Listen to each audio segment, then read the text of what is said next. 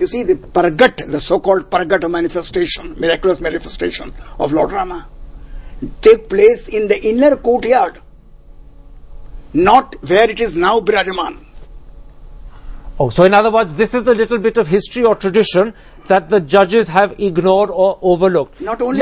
But let's not get locked into that. It's an interesting point, but you must accept that it is a bit of a side issue.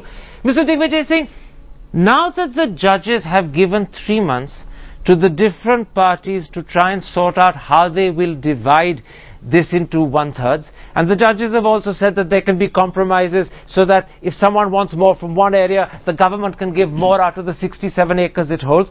Do you think the time has come for the government to take a little initiative and help the 3 parties come to a reconciliation, or is it too early for that? Well, the government alone can't handle it. All political parties and all contesting parties have to get together to resolve this. But I think the time has now come for an amicable settlement. When you say all political parties have to get together, are you suggesting that the BJP, the left parties, some of the smaller parties in the UP need to deliberately come together on what platform to try and bring the contestants or the litigants together? Is that what you're suggesting? Well, what I'm trying to say is again go back to the judgment of 94 by the Supreme Court. Because in this case, any decision either way is no solution. We have to bring all the parties together and bring about a settlement amicably. That undoubtedly, Yashwant Sinha, is a sentiment that you would endorse.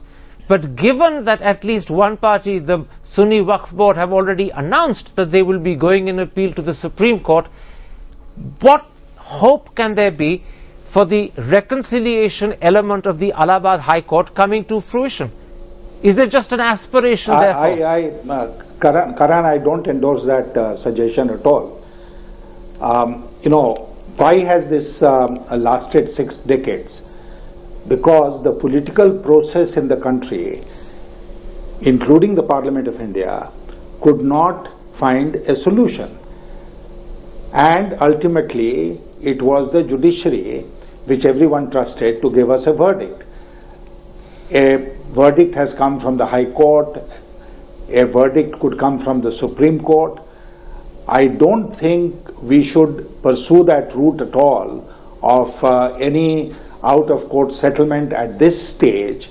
I am very clear in my mind that the final verdict of the Supreme Court should be allowed to be pronounced, and that everyone should fall in line and accept that verdict of the Supreme Court, whatever it may be. And that will be the ultimate and final solution of this long festering problem. In which case, Sitaram Yechuri, if everyone has a right to go to the Supreme Court, and if everyone believes we must wait for the Supreme Court's final verdict before we do anything, what value does the verdict announced today have? Well, the value it has is that it has kept the judicial process rolling. There were title deed suits that were filed in the court. There is today different opinions saying that the title deeds have not been really settled. That leaves the option open, and the court itself has said that if you are not satisfied, you have the right to appeal. Now, if that happens, we will have to wait and see if the Supreme Court admits those appeals. Then all the questions you are asking about the role of the government in arriving at this reconciliation, division of the land, all that becomes infructuous. So therefore, as I said earlier, A, we'll have to study the judgment properly. B, we'll have to wait till the entire judicial process is completed, which, by the way, is the only way in a modern secular democratic republic that India is, disputes of such nature can be resolved. Okay. Soni Sorabji, 2 quick questions. How starkly different from the Allahabad High Court judgment that was delivered today might the outcome of an appeal to the Supreme Court be? Could the Supreme Court come up with an answer that is almost completely different in every extent? Could be possibility.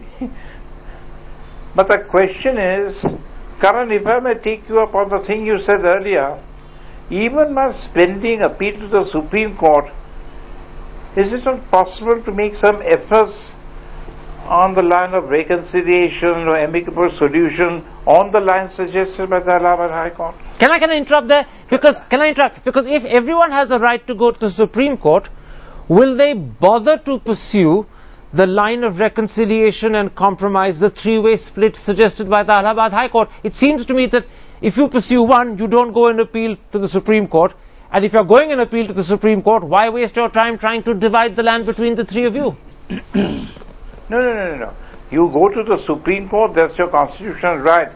But it doesn't prevent you from making a attempt at amicable solution.